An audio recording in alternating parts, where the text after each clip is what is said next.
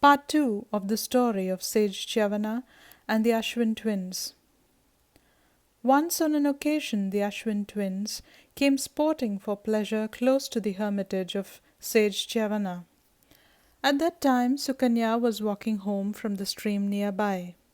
Seeing a beautiful maiden in the thick of forests, the twins approached and introduced themselves as the sons of Surya and asked her who she was and how she came to be walking barefooted in this forest.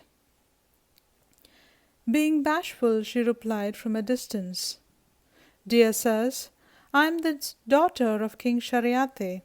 Father has given me in marriage to Maharshi Chyavana, and we are staying in this very place. My husband is a blind ascetic and very aged.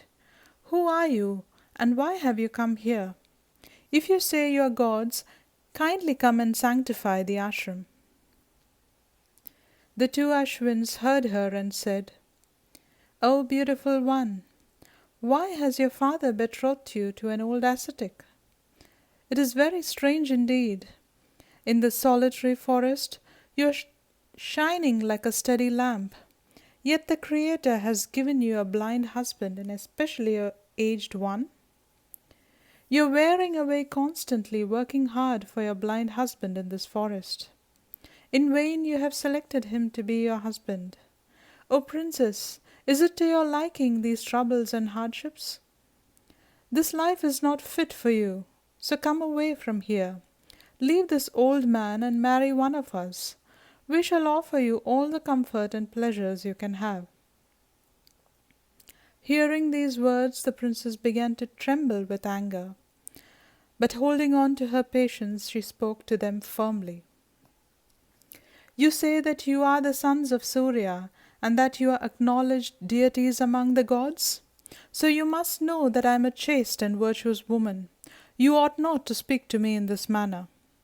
O twin devas, Father has betrothed me to the Muni practicing the Yoga Dharma. Besides, I am chaste. How can I ever behave like a lowlife and run away? The sun is the witness to all actions, good or bad, done by people.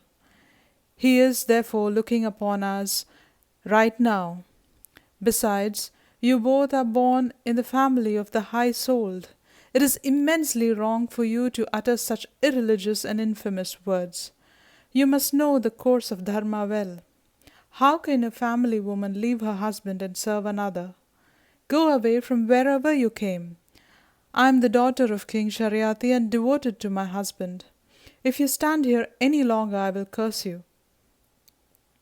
Hearing these words, the Ashwins were greatly surprised, but were also very impressed by her chastity. "O princess," they said, "we are very much pleased to see your chastity. We, the physicians of gods, can certainly make your husband exceedingly beautiful and young if you wish us to do so. But we want to know if you are truly chaste as you say. So, if we do make your husband young, the three of us will look exactly alike in physique, age, and luster, and you can make a pick of one of us to be your husband." Hearing this, Sukanya was amazed and ran to her husband and related the incident that took place with the physicians of the gods. She told her husband, "O Holy One, hearing this strange offer from the Ashwins, I now come to you. Tell me, what am I to do? The Devi's Maya is very difficult to comprehend, more so when I do not know their intentions. I will act as you desire." Sage Chyavana said, "My beloved, go on to the Ashwins and bring them before me. What more shall I say than this but to do what they ask you to do? There is no need to think over this matter any more." Taking her husband's permission, Sukanya went immediately to them and said, "O Ashwins, your chief gods, so do as you say. I agree to observe what you desire." Hearing her words, the two devas then went to Chyavana's ashram. They crushed medicinal herbs to prepare a Chyavanprash formula for the sage to eat. They then told the princess, Let your husband enter this lake that is filled with medicinal herbs. He must go into the midst of the water and take a dip." The aged Chyavana Muni went down into the midst of the waters as advised. Along with him the two Ashwins too entered into the lake. A few minutes later, 3 persons came out of the tank. All were equally bright, handsome, young, and strong. And they said, "O auspicious one, there is no other woman beautiful and fair like you. Now you must select any one of us to be your husband. Whomever you love most, you should choose him." Sukanya then saw their faces and bodies were exactly alike. Not a single difference could be found in their beauty, age, voice, or physique. She now became anxious with doubt on seeing their alike appearances. "What am I to do now?" she thought. "Whom do I choose? They are exactly the same. I cannot distinguish who my real husband is. This may be the magic set up by the two Ashwins, and I am put into this great crisis. I won't ever select another who is not my husband.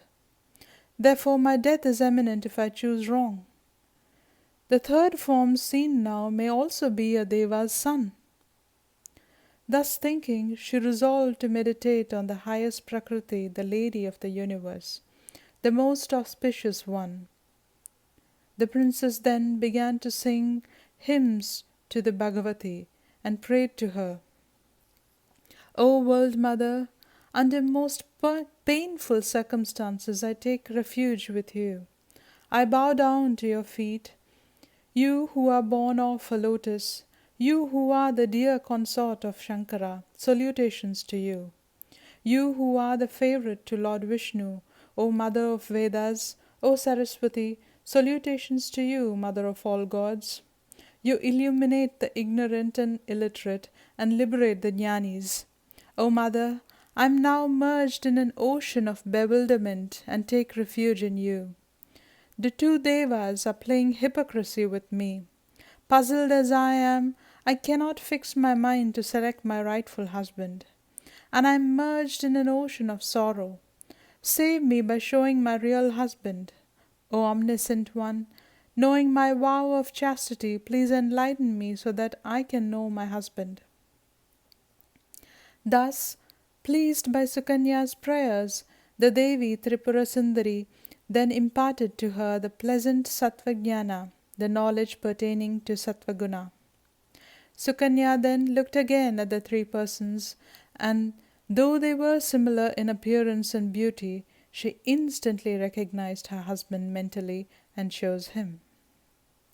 When Sukanya selected Muni Chyavana, the 2 Devas were pleased to see her choice. Delighted by the grace of the Bhagavati, the Devas were further pleased to see the dharma of chastity in granting her the boon. They then bade goodbye to Chyavana and were ready to leave to their own place when Chyavana interrupted them, saying, "O high-minded Devas, you have done much good to me. It is because of your mercy that I have my youth again and can see my beautiful wife, so I am no longer blind. Therefore, O twin Devas, I want to do something good to you in return. I am indebted to you, so please allow me to do something for you. Be kind enough to speak out whatever you desire." At this the twin gods consulted with each other and said, "We have our desires by large fulfilled by the grace of our Father. But still we are considered lesser gods and are not allowed to drink the soma like the other devas do, and so we thirst for it very much. Once at the great sacrifice of Brahma in the golden mountain of Kanakachala, Indra, the king of devas, ordered us not to drink the soma. Therefore, O knower of dharma, you will certainly do us a great favor if you can get the soma for us to drink. And we would be very glad to have this one desire satisfied." Sage Chyavana replied, "Dear gods, I speak this truly before you, that at the great sacrifice of the lustrous King Sharyate, I will gladly make you drink the Soma in the presence of Indra, the king of gods." Hearing these words of the Muni, the twin Ashwins were greatly pleased and went back to the world of the Devas. The Muni Chyavana too returned to his own ashrama with his wife Sukanya. The husband and wife lived joyfully for rest of the days.